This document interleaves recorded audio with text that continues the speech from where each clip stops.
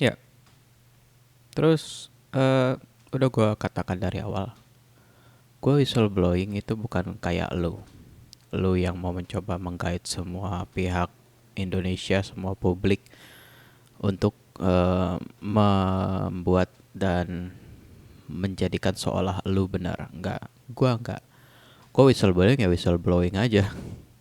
Gue whistleblowing ya kayaknya antara melakukannya untuk kesenangan atau lakukannya biar semua orang clear bahwa ini loh, ini yang lu lindungin, sekelompok orang ini yang lu lindungin itu menghasilkan masalah yang kalau diselesaikan pun ya nggak menghasilkan uang juga, nggak menghasilkan apapun, hanya menghasilkan masalah mereka itu. Nah, jadi gue udah kasih tahu itu sejak awal. Gue nggak sedang mencoba jadi tenar, gue nggak sedang mencoba untuk jadi populer, menjadi hebat gitu, nggak. Jadi gue akan bahas OPM, OPM, Organisasi Papua Barat Merdeka.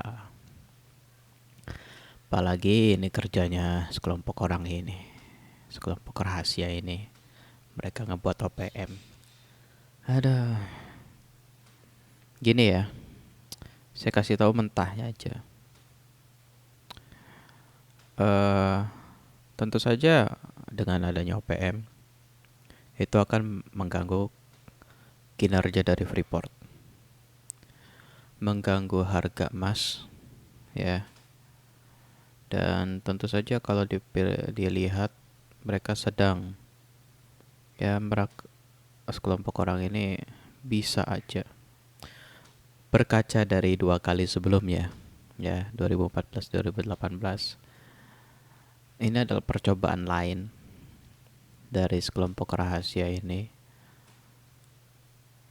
tentu saja untuk ya sama lagi, report lagi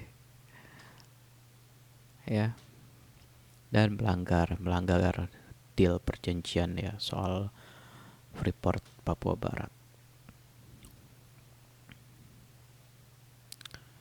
Dan Freeport mungkin dalam bayangan mereka begini kali ya. Kalau misalkan Freeport jadi milik Indonesia atau milik pemerintah Indonesia, mungkin mereka berpikir mereka bisa dapat sekian persen saham sebagai reward mereka, mungkin begitu. Tapi satu hal yang kalian bisa pastikan semuanya juga ya, Em, bagi rakyat Papua itu mereka lebih bahagia, mereka lebih happy, mereka lebih enjoy dengan hidup bersuku-suku di pedalaman tradisional atau apapun yang mereka lakukan, mereka lebih happy seperti itu. Oke, dari dulu mereka lebih happy untuk main panah-panahan antar suku, bacok-bacokan, main panahan, tameng gitu. Mereka lebih enjoy begitu. Entah mungkin itu satu dua penyebabnya, apakah pembangunan di sana tidak terlalu dibuat maju karena memang sekalipun mereka dibuatkan jalan tol atau dibuatkan apapun itu, yang lewat siapa? Kalau mereka lebih milih hidup sebagai beradat-adat seperti itu, ya, itu bagi rakyat Papua dan mungkin masih sampai hari ini juga mungkin seperti itu. Dan sebagian juga udah mulai ada yang ingin maju. Nah, bagi OPM itu bagi kepentingan Amerika, kepentingan luar negerinya Amerika dan orang-orang itu bisa sangat merugikan. Jadi hal-hal seperti propaganda yang ada di medsos dan seterusnya. Oh, ini disponsori oleh Australia dan Amerika nih, Papua Barat. Hah?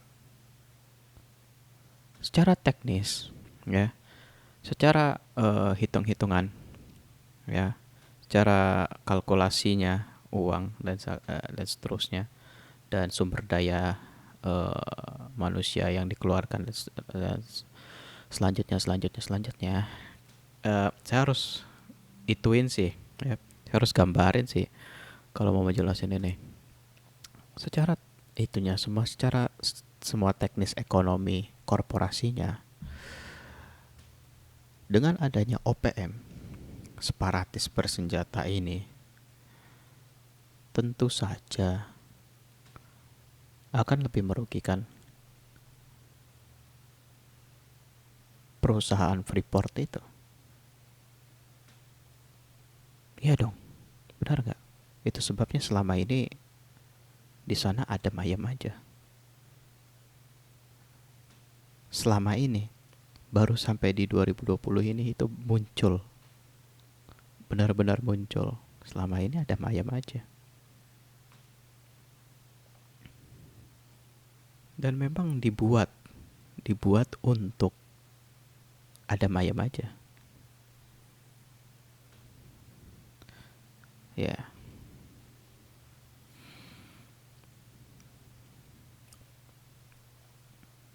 tahu sekarang apalagi nih yang mereka tawarkan ya, sekelompok rahasia ini yang mereka tawarkan.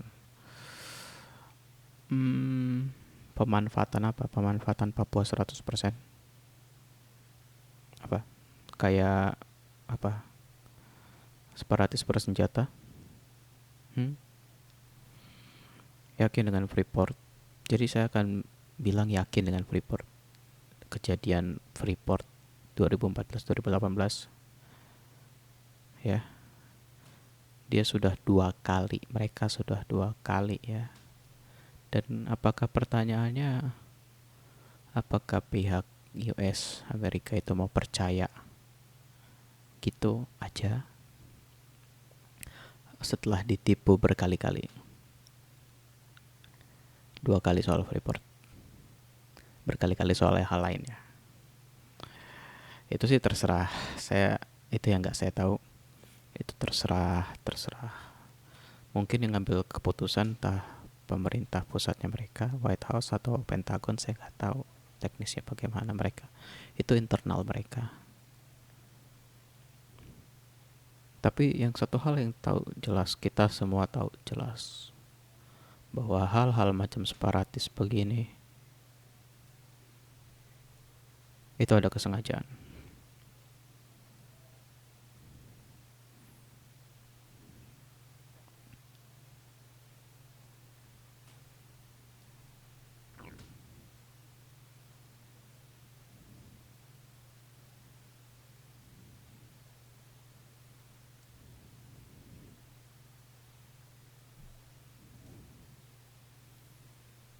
Ya,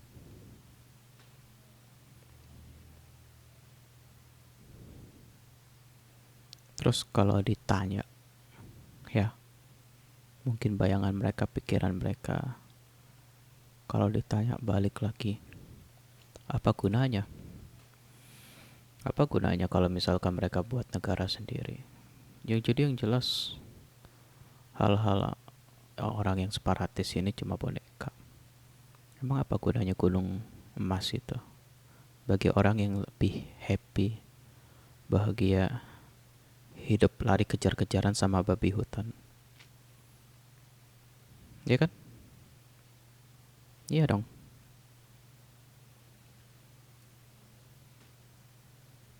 Tada.